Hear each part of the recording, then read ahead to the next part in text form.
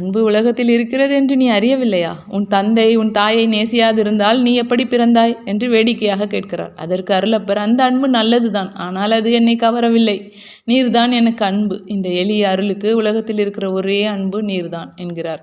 அப்போது சேசு அருளப்பரை அரவணைத்து கொண்டு, நீ இப்படி சொல்ல கேட்க ஆவலாயிருந்தேன். அன்புக்கு பேராவல் கொள்கிறது. ஆனால் அதன் தாகத்திற்கு மிகச்சிறிய துளிகளே மனிதன் கொடுக்கிறான். ஆகாயத்திலிருந்து விழும் இந்த துளிகளைப் போல, சிறிய துளிகளைப் போல. அவை எவ்வளவு சிறியவை என்றால் கோடையின் உஷ்ணத்தால் நடு ஆகாயத்திலேயே மறைந்து விடுகின்றன. மனிதனுடைய அன்பு துளிகளும் அதிகப்படியான காரியங்களின் வெப்பத்தினால் கொல்லப்பட்டு நடு ஆகாயத்தில் மறைந்து போகும். இருதயங்கள் இன்னும் அன்பு துளிகளை வெளியே பிழிந்து கொடுக்கும். ஆனால் சுயநலங்கள், பாசம், தொழில், பேராசை, எத்தனையோ மனித காரியங்கள் அவைகளை எரித்துவிடும். அதில் சேசுவிடம் எவ்வளவு மேலே எழுந்து வரும்?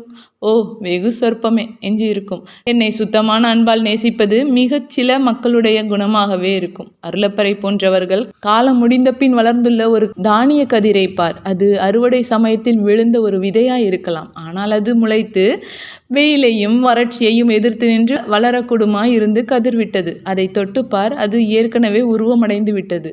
வெறுமையாகிவிட்ட வயல்களில் இந்த ஓர் உயிரும் தான் உள்ளது. வெகு விரைவில் அதன் விளைந்த மணிகள் அவைகளை அடிப்பயிருடன் பிணைக்கிற மிருதுவான தாளை உடைத்து கொண்டு தரையில் விழும். அவை சின்ன பறவைகளுக்கு இரக்க உணவாகும். அல்லது 100 மடங்கு பலனளித்து மீண்டும் வளர்ந்து குளிர்காலத்தின் களைப்பை மண்ணிற்கு கொண்டு வரும் முன்பே மறுபடியும் விளைந்து மிக வறண்ட பருவத்தில் பட்டினி கிடக்கும் பல பறவைகளின் பசியை ஆற்றும்.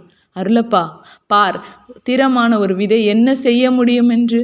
சுத்தமான அன்பினால் என்னை நேசிக்கிற வெகு சிலர் அப்படி இருப்பார்கள். பல பேரின் பசியை ஒரே ஒருவன் ஆற்றுவான். முன்பு அலங்கோலமாயிருந்த இடத்தை ஒரே ஒருவன் அழகுடையதாக்குவான். மரணம் இருந்த இடத்தில் ஒரே ஒருவன் உயிரளிப்பான். பசித்திருக்கிற மற்றவர்கள் எல்லோரும் அவனிடத்திற்கு வருவார்கள். அவர்கள் அவனுடைய உயிரூக்கமுள்ள அன்பின் தானியத்தை உண்பார்கள். பின் சுயநலத்தோடும் கவனம் மற்றும் பறந்து சென்று விடுவார்கள். அவர்களை அறியாமலேயே அந்த தானியமணி ஊக்கமுள்ள உயிர்களை அவர்களின் இரக்கத்தில் ஆன்மாக்களில் செலுத்தும். அவர்கள் திரும்பி வருவார்கள். பின் ஈசாக்கு குறிப்பிட்டது போல் இன்றும் நாளையும் நாளை மறுநாளும் அன்பின் அறிவு அவர்கள் இருதயங்களில் வளரும். கதிரை இழந்த பயிர் உயிரற்று போய் வறண்ட வைக்கோல் ஆகிவிடும். ஆனால் அதன் பலியினால் எவ்வளவோ நன்மை ஏற்பட்டது. அதன் பலிக்கு எவ்வளவு வெகுமானம். இவ்வார்த்தைகளை சேசு பாதை ஓரத்தில் ஒரு சிறு குழியில் வளர்ந்திருந்த மெலிந்த தானிய கதிரின் முன் நின்றபடி கூறினார். அந்த இடம் மழைக்காலத்தில் ஒரு சிற்றோடையாக இருந்திருக்கலாம். அந்நேரம் முழுவதும் அருளப்பர் தம் வழக்கம் போல ஆர்வமுள்ள வியப்பாளனாக சேசுவின் வார்த்தைகளை மட்டுமல்ல, தன் நேசிக்கிறவரின் அசைவுகளையும் கூட